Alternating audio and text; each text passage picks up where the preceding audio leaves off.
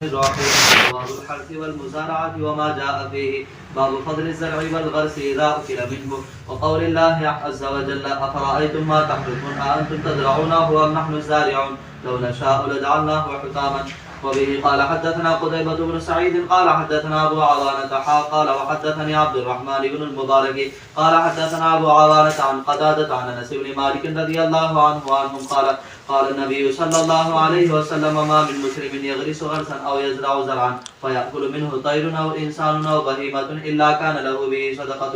وقال مسلم قال حدثنا أبان قال حدثنا قتادة قال حدثنا أنس عن النبي صلى الله عليه وسلم. بسم اللہ الرحمن. یہ ہے کھیتی کے بارے میں باب. تجارت کے بعد حضرت نے ترتیب کے ساتھ ایک ایک باب کو بیان کرتے ہوئے کھیتی کی طرف آ گئے. کیوں؟ بھائی کمانے کے جتنے ذرائع ہیں ان میں ایک اہم ذریعہ کھیتی ہے، اور کھیتی سے غلے آتے ہیں. غلوں کا جو آنا ہوتا ہے وہ کہاں سے ہوتا ہے؟ آپ چاہے کوئی بھی چیز کی تجارت کریں، لیکن وہ تجارت کی چیزیں بنتی تو ہیں کھیتی میں. بنتی کہاں ہیں؟ آپ چاول کی دکان رکھے ہوئے ہیں، لیکن چاول کہاں سے؟ دال ہے کہاں سے؟ شکر ہے، گڑ ہے کہاں سے؟ تمام چیزوں کا تعلق کھیت سے ہے، معقولات. تو اب اس کھیتی کے سلسلے میں فرماتے ہیں اگر مزارعت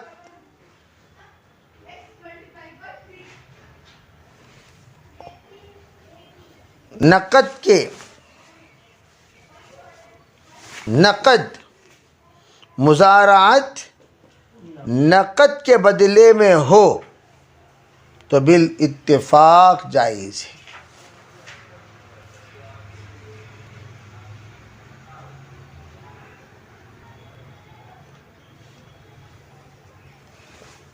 کیا بتایا؟ اس میں کسی کا کوئی اشکال نہیں. اب پتہ چلا ادھار میں اختلاف ہے. یہ کہ اگر تہائی، چوتھائی وغیرہ پر ہو تو صرف امام احمد بن حنبل اور صاحبین کے نزدیک جائز ہے. بقیہ تین ائمہ، امام ابو حنیفہ، امام شافعی، امام مالک، یہ تینوں کے نزدیک ناجائز ہے.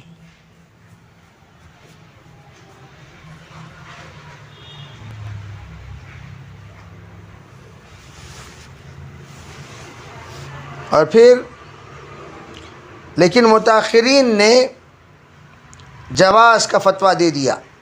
کس نے؟ متاخرین نے جواز کا فتویٰ دے دیا.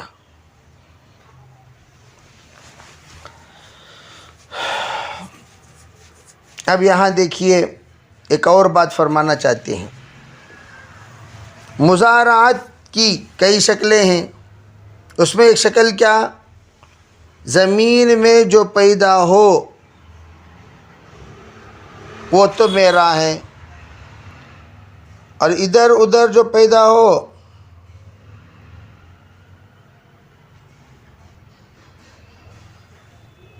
عربی زمین میں پیدا ہو وہ میرا، اگر ادھر ادھر پیدا ہو تو وہ تیرا. بالاتفاق ایسا بے کرنا ناجائز ہے. بھئی ادھر ادھر کیا مطلب؟ وہ تو حاشیے کا عمل ہو گیا نا، اس لیے کہتے ہیں وہ ناجائز. چنانچہ روایت دیکھیے، ابواب الحرث والمزارعۃ ما جاء فیہ. زراعت کی فضیلت، بونے کی فضیلت.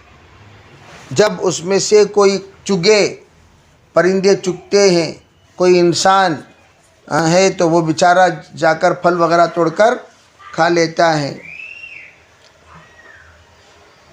قوم سمود کے باغ پر گئے ہم لوگ تو اتنا چھوٹے چھوٹے اور خوبصورت درخت،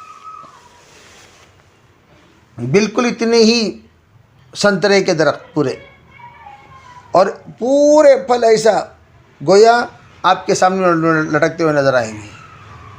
तो हाथ आदमी ज़्यादा ऊपर बढ़ाने की भी ज़रूरत, ऐसे ऐसे तोड़ते हुए। तो अगर उसमें जानवर आकर खा लिए, परिंदे आकर खा लिए, बंदर तो बेचारे आते ही हैं।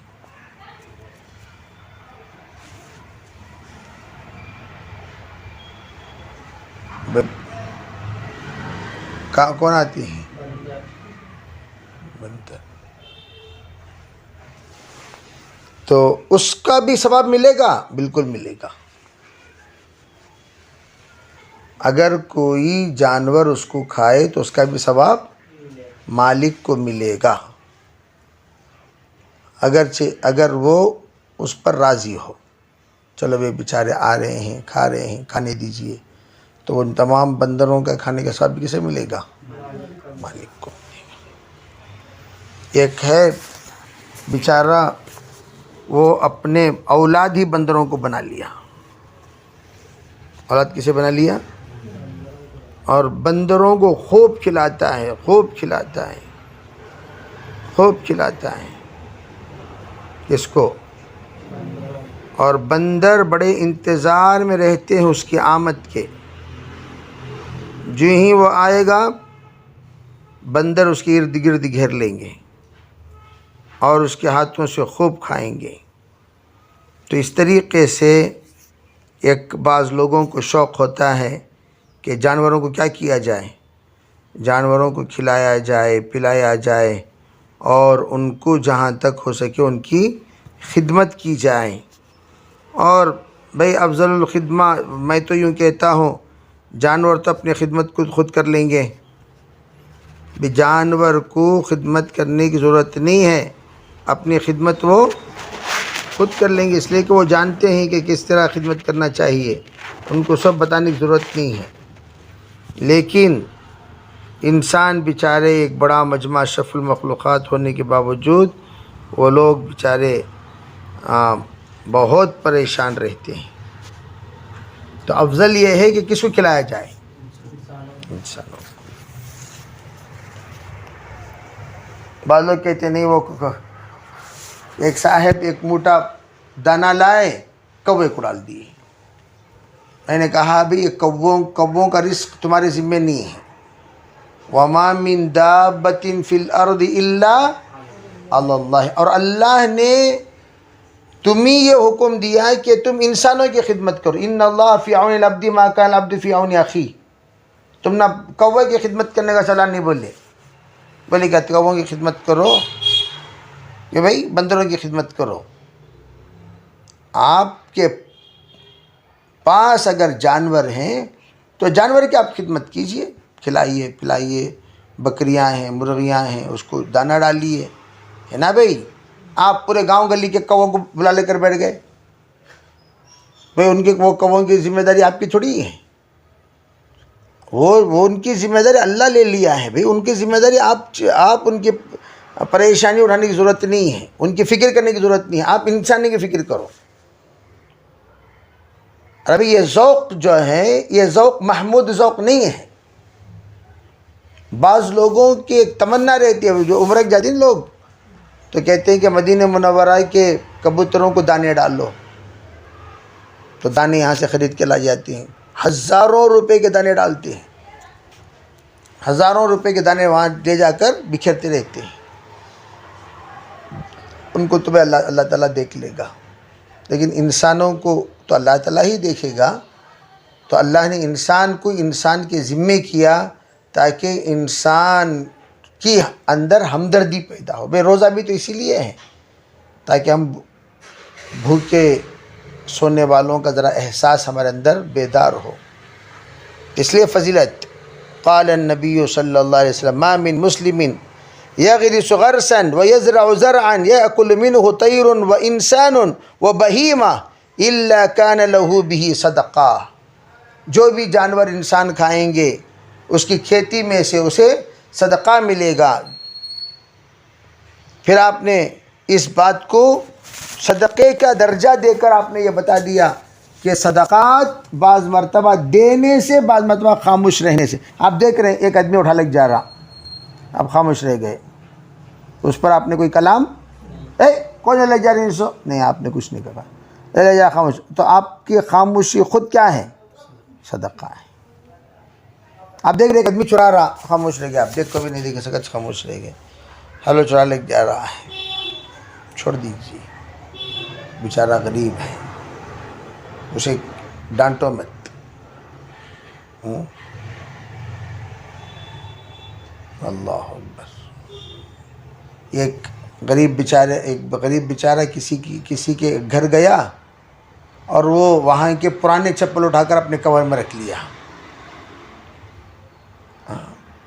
پرانے چپل ہونا کیا چاہیے بھئی، وہ بیچارے کو آپ نئے چپل دیتے، نئے چپل آپ نہیں دیے تو بیچارہ پرانا، تو آپ دیکھ کر بھی اندیکھی کر دیجیے. کیا جی اٹھا لگ جا رہی سو، اس کو شرمندہ مت کرو. اور آج کل لوگوں کو شرمندہ کرنے میں بڑا مزہ ملتا ہے. لوگ کیا کرتے ہیں؟ شرمندہ کرتے ہیں، دسترخوان پر سے اٹھا دیتے ہیں. کوئی غریب آ کر بیٹھ گیا آپ کے دسترخوان پر، کوئی اجنبی آ کر بیٹھ گیا، ٹھیک ہے بھئی، اس کے بیٹھنے سے خلل واقع ہو رہا ہے، آپ کہیے بھئی آپ یہاں سے اٹھ کر وہ دسترخوان پر بیٹھ جائیے. اسے شرمندہ مت کرو بھئی، آپ کے لیے دسترخوان وہاں بچھایا ہوا ہے. ایسا نہیں کہ بھئی وہ آ گیا تو آپ چھوڑ دیں. بھئی یہاں کچھ مخصوص لوگوں کے لیے ہم نے انتظام کیا، تو آپ ان سے کیا کہنا چاہیے؟ بگانا نہیں، ان کے ایڈریس بتا دیں، آپ کے لیے وہاں دسترخوان بچھا ہوا ہے. ہمارے مدرسے میں جلسہ ہوتا ہے تو خوب لوگ آتے ہیں، اور اس میں محلے کے بچے کم از کم 500 کے زائد ہوتے ہیں. محلے کے جو بچے ہیں وہ خوب ہوتے ہیں. تو ایک مرتبہ کسی نے کہا ہے کہ حضرت نگران بٹھا دینا، تمہیں کھانے جانا، تمہیں آ رہے ہیں کھا رہے ہیں، سال میں یہ ایک بار کھا رہے ہیں، آپ کو تکلیف کیا ہو رہی ہے بھائی؟ چھوڑ دیجیے، کھا رہے ہیں کھانے دیجیے، اس میں کیا حرج ہے؟ بھائی بچے ہی تو ہیں، سال میں ایک بار مدرسے کا کھانا کھانا کوئی منع ہے؟ کیوں بھائی؟ آپ اللہ کرے کہ بھائی مدرسے کا کھانا کھانے والا بچہ کل کا دن اللہ اسے جذبہ دے دیا، پڑھنے والا بن گیا، تو کتنی بڑی بات ہوگی. تو نہیں، پہرا داری رکھنا ہے، تمہیں تھے کیا، تمہیں بین میں تھے کیا جی، تمہیں تھے بیٹھو، تمہیں باہر جاؤ، جو نہیں تھے وہ باہر جاؤ. اس طرح نہیں کرنا چاہیے، چھوڑ دینا چاہیے. ٹھیک ہے بھائی جی. باب ما يحذر من عواقب الاشتغال بآلة الزرع أو جاوز الحد الذي أمر به. وبه قال حدثنا عبد الله بن يوسف قال حدثنا عبد الله بن سالم الحمصي قال حدثنا محمد بن زياد الهاني عن أبي أمامة الباهلي رضي الله عنه وعنهم قال ورأى سكة وشيئا من آلة الحاث فقال سمعت النبي صلى الله عليه وسلم يقول لا يدخل هذا بيت قوم إلا أدخله الله الذل. قال محمد واسم أبي أمامة سدي بن عجلان. اگر کوئی حد سے زیادہ تجاوز کرے، حد سے زیادہ تجاوز کرے، کہاں سے؟ عربی اس کے ذمے جو کام دیا گیا تھا، عواقب الاشتغال، عواقب الاشتغال بآلة الزرع. اگر کوئی بندہ اپنے حد سے زیادہ تجاوز کر لے، بعض لوگوں نے اس کا ترجمہ کیا کیا، فرمایا اصل میں یہاں پر مجاوزۃ الحد کا بیان کرنا مقصود ہے. مجاوزۃ الحد یعنی حد سے زیادہ تجاوز کرنے سے بچنا چاہیے. بات سمجھ میں آ رہی نہیں؟ مراد کیا ہے اس کا؟ یعنی حد سے مراد جو کچھ شریعت نے حد متعین کیا ہے وہ حد مراد ہے. ہو سکتا ہے کہ وہ واجب ہو یا سنت ہو یا مندوب ہو.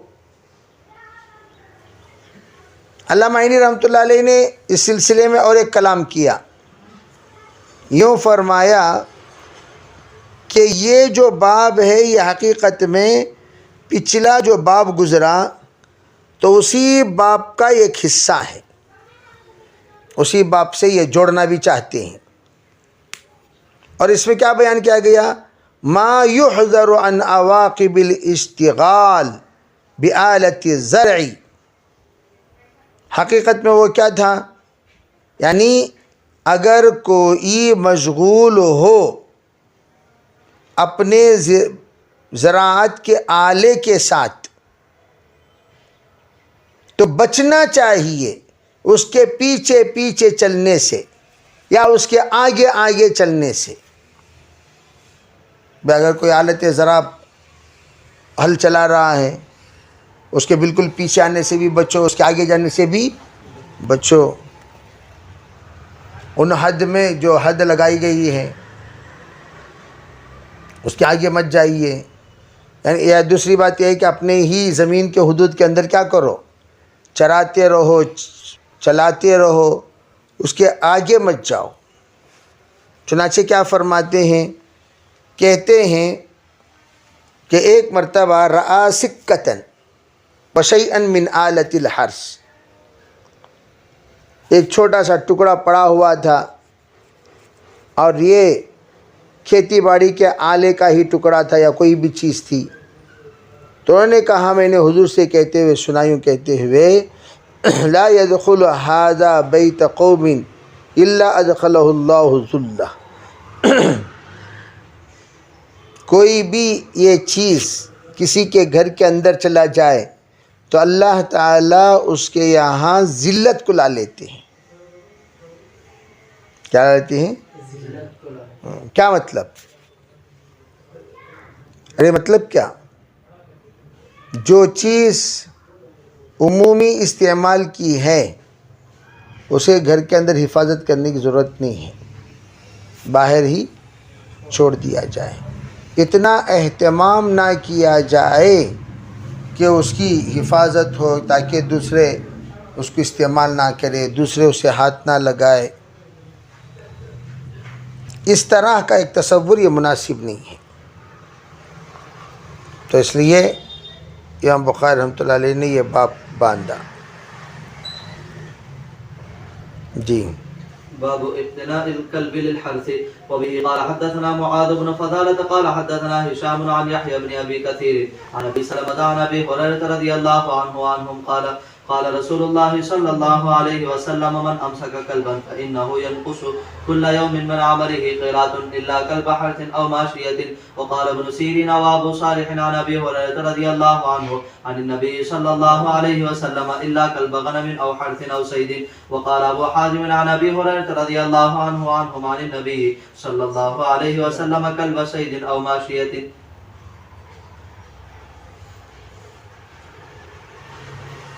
باب اقتناء الکلب للحرث، کتے کو روکنا کھیتی کی حفاظت کے لیے، کتے کو کھیتی کی حفاظت کے لیے وہاں پر روکنا، رکھنا، اس کی اجازت دی گئی ہے۔ حالانکہ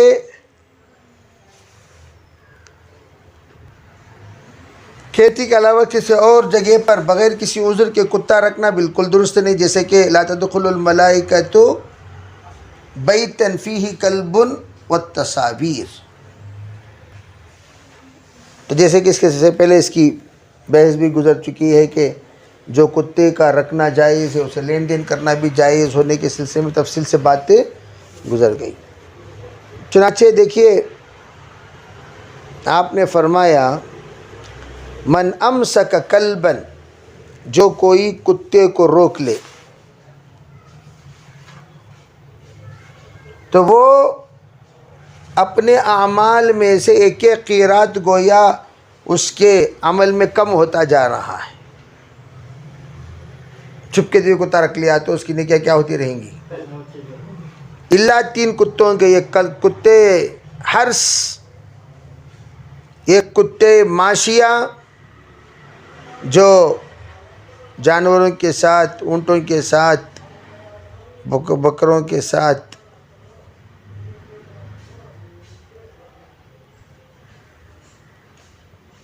تو ایسے موقع پر ارے بھائی جو کتوں جو ساتھ ساتھ چلتے ہیں وہ کتے بھی جائز ہیں. تیسرا کتا کون سا؟ تیسرا کتا جیسے کہ میں نے بتایا کہ اللہ سے استثناء فرما کر آپ نے صید کلب غنم حرث او صید، شکاری کا کتا، کلب معلم جس کو کہا جاتا ہے، تو یہ تینوں کتے کیا ہیں؟ جائز.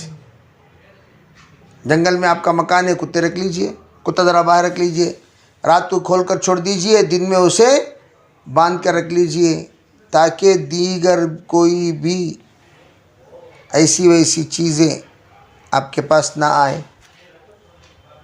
ارے جنگل میں ریچھ وغیرہ بھی، ریچھ کتے رہیں گے، سانپوں کو بھی قریب آنے نہیں دیں گے.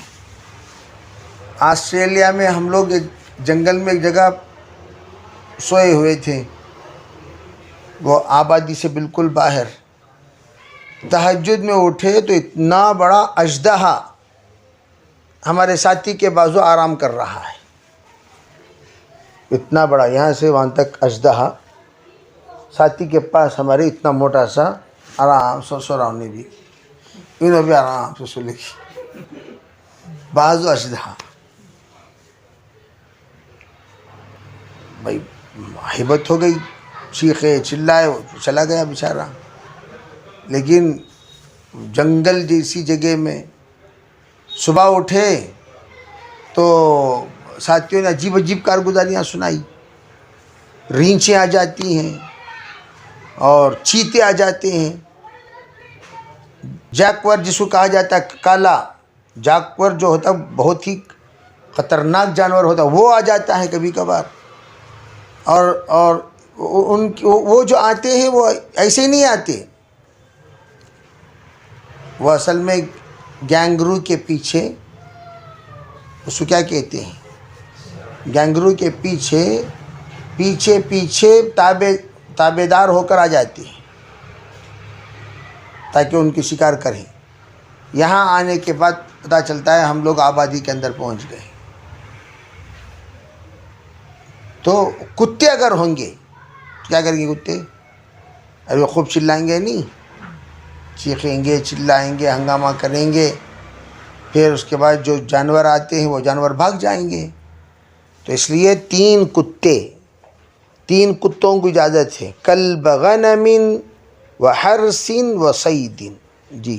وبه قال حدثنا عبد الله بن يوسف قال أخبرنا مالك عن يزيد بن خسيفة أن سائب بن يزيد قال حدثه أنه سمع سفيان بن أبي زهير رجلا من أزد شنوءة وكان من أصحاب النبي صلى الله عليه وسلم قال سمعت رسول الله صلى الله عليه وسلم يقول من اقتنى كلبا لا يغني عنه زرعا ولا درعا نقص كل يوم من عمله قيرات. قلت أأنت سمعت هذا من رسول الله صلى الله عليه وسلم قال اي ورب هذا المسجد. ہاں بھائی ہاں، اس مسجد کے رب کے قسم کھا کر کہتا ہوں، بالکل آپ نے اسی ارشاد